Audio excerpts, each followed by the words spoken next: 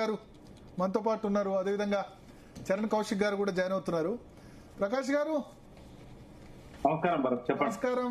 ఏ party బాగా handle చేసింది అనుకుంటున్నారు? ఇవన్నీ ఏ పార్టీకి మైలేజ్ వచ్చింది అనుకుంటున్నారు ఈ మొత్తం వ్యవహారంలో?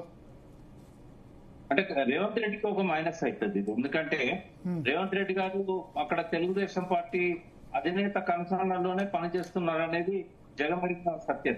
మరి ఆ పార్టీలో జనసేన అలయన్స్ గా ఉప ముఖ్యమంత్రి పొజిషన్ లో ఉన్న వ్యక్తికి ఇక్కడ పర్మిషన్ ఇవ్వకపోవడం అనేది అది రేవంత్ రెడ్డికి మైనస్ అవుతుంది తప్ప ఏ పార్టీకి మైనస్ కాదు. కాకుండా ఈ మధ్య పవన్ కళ్యాణ్ గారు ప్రొఫెసర్ నాగేశ్వర్ ఈ గొడవ వల్ల కొద్దిగా తెలంగాణలో మళ్ళొక్కసారి ఈ తెలంగాణ వాదం అనేది ఒక అస్తిత్వం పోరాటం అనేది కొద్దిగా ఉన్న ఉచ్చ స్థాయికి పోయిందని చెప్పొచ్చు. ప్రతి వాళ్ళ మైండ్లలో మన అస్తిత్వాన్ని మనం కాపాడుకోవాలి, మళ్ళీ వీళ్ళేంది మన మీద ఎత్తరం ఉంది. దానికి తగ్గట్టుగా పవన్ కళ్యాణ్ గారు కూడా ఇది ఎవరు తెలంగాణ జాగ్రత్త అనే పదం వాడడం అనేది ఇట్లాంటివన్నీ కొద్దిగా రెచ్చగొట్టాయి. అల్టిమేట్ ఏంటంటే తెలంగాణ ప్రజలు అప్రమత్తంగా ఉండండి అనే ఒక మెసేజ్ మాత్రం ఈ వివాదం వల్ల కొంత ప్రజల్లో కలిగింది అనేది నేను అబ్జర్వ్ చేశాను. ఇప్పుడేమో ఎలక్షన్స్ లేవు కాబట్టి ఏ పార్టీకి మైలేజ్ వచ్చింది ఏ పార్టీకి రాలేదని దానికంటే తెలంగాణ ప్రజల్లో ఒక సోయి అనేది మళ్ళీ మొదలెడుతున్నది.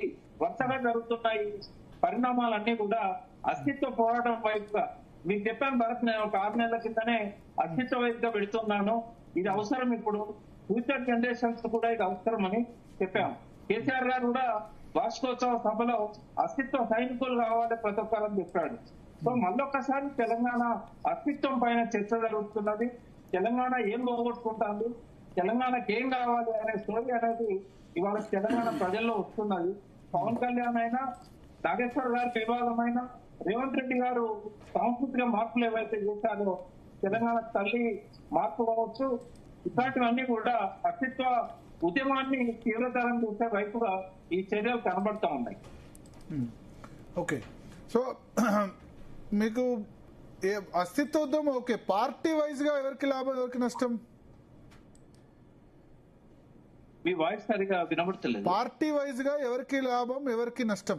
పార్టీ వైజ్ గా చూసుకుంటే పార్టీ వైజ్ గా టీఆర్ఎస్ కు ప్లస్ అవుతుంది. ఎందుకంటే అస్తిత్వవాదం ఎంత పెరిగితే మళ్ళా తెలంగాణ వాదం అనేది టీఆర్ఎస్ కే ప్లస్ అవుతుంది తప్ప తెలంగాణను వ్యతిరేకించిన రేవంత్ రెడ్డికో లేకుంటే బీజేపీకో అది లాభం కాదు.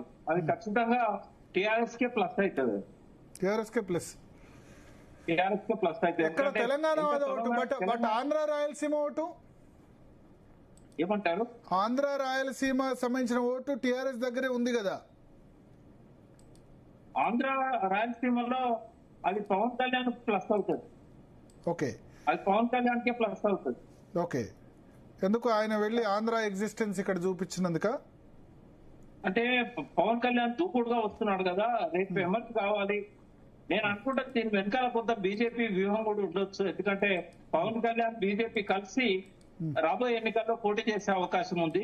చంద్రబాబు నాయుడు చివరి దాకా ఆ స్నేహాన్ని కొనసాగిస్తాడా, లేకుంటే మొదటి టర్మ్ లోనే లాస్ట్ లో కట్ అయిపోయినట్టుగా చివరిలో కట్ అయిపోతాడా అనేది మనం చెప్పలేము.